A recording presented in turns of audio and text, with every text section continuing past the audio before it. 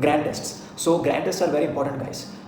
The question arises now that why should we give grand tests? I mean, if I have just started the preparation, then grand test is something very unimaginable, but it is actually the opposite of that. Grand test will increase your exam taking ability. It will simulate the exam environment, therefore giving you a chance to adapt to that scenario very early onwards. If you have started your preparation, you are eligible for giving the grand test, so do not hesitate.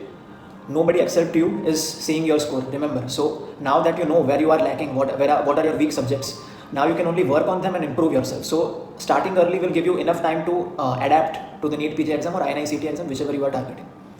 So now how to increase your performance in consecutive grand tests. Say you give your first grand test, you are actually scoring let's say around 100 questions, you still have another 100 questions to work on. So if I were you in this place, first of all, I'll know, now we know that these are our weak subjects. That should be the target for giving the next grand test. Getting the concepts clear by properly completing targets and getting that wrong question grand test list is very important. So 4 points are there. That should be the take home points for you to implement for increasing your grand test performance. First of all would be discipline. Second would be your reading skill development. Third would be positive affirmations, and fourth would be the most important of all, compound effect implementation in your grand test. So discipline. This is a very good book, Who Moved My Cheese by Dr. Spencer Johnson, and the key point here is envisioning your new cheese being the target that you want to achieve. So that envisionment of you getting into your best institute in your desired branch, that should keep on occupying your mind to keep yourself going. The same scenario has been talked about in various books by different names. So in The Power of Your Subconscious Mind by Dr. Joseph, the visualization technique. In the 5 AM Club by the name of Pre-Programming Blueprint. So this is a very sound principle which has been talked across many books by many authors. So envision you achieving your desired institute for the branch that you want. For me, it was Ames Delhi Ophthalmology, and I scored a rank nearby to what I was aiming for. And because I had that vision, I was prepared enough and I could improve my score in NEET PG exam to rank 23 from rank 231 in INI-CT this year. So yes, this is very, very helpful, and that should be the key point, envisionment. And in the discipline aspect, yes, this will help you a lot. Otherwise, you can also check the previous video. 4-minute 54 timestamp is there for the discipline aspect. The link for the video is in the description below.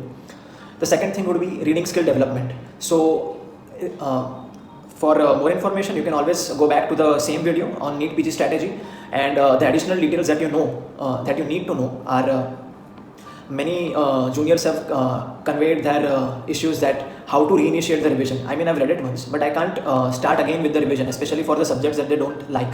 So the initiation block is, the answer to that is the same thing that we discussed earlier, envisionment.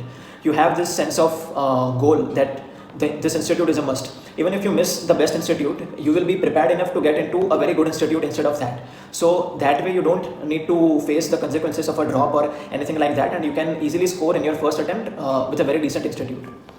So that is the initiation block, envisionment of your best institute. And the second answer, second issue would be sustenance. So how to sustain that? So as mentioned in the previous video, guys, just have a time conscious use. Whenever you are having your break, have a break. Whenever you are studying, study. So this kind of classical conditioning will help you. It is better to use it with a timer, the Pomodoro technique. I used in the end 40 minutes, 5 minutes study time and break time. And in my break time, I used to read books or listen to some good podcasts. The links to those, as mentioned in the previous video, I've also added them to this video, would be in the description below. And yes, this kind of usage will reinforce your next reading and it will keep you going. And so that way you'll achieve at least 90% of your target, if not 100% instead of 60% when you are indulging in social media. The environment is very, very important in your reading aspect. Environment being, let's say for inanimate objects, instead of scrolling through social media, it is our very silly definition of breaks, that going through some social media notifications. Instead of that, I strongly recommend you read some good books as mentioned in the earlier part of the video, or you listen to some good podcasts if you are not a reading person for that. Anything that is suitable as per your own philosophy is the best for you, but keep on implementing it in your weekly plan as discussed in the previous video. Not only write the targets, but also write how you will go on implementing it. There are 99 different ways of achieving your target and every way works, but in this chaos, the best thing is that because of the diversity, you can get to choose anything that works for you. So write also what above and over what you are planning to do in the next week, also write how will you do it. So let's say for me in last week, let's say I used to play chess blitz games a lot. So instead of that, I've written that I won't be playing these games, but instead I'll read this kind of books for this week. For instance, I'll read 5 a.m. Club. I'll reread that book in my 5-minute breaks instead of that. So every time you try to go into any other social media search or any temporary gratification search, you will get reminded of this written note, and it will be more easier for you to control that urge of going through social media and decreasing your net reading over the day. So yes.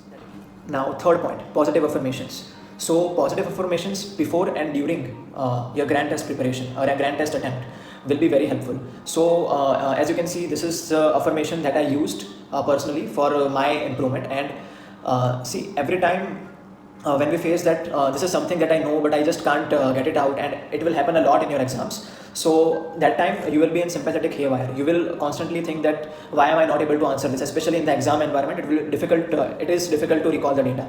So having deep breaths, and more than that, giving this kind of positive affirmations, chanting this kind of positive affirmations in your mind will help you a lot to think properly, will activate your parasympathetic system, and it will help you recall the data. So trust me, this has worked for me, it will work for you as well, and you will definitely do great.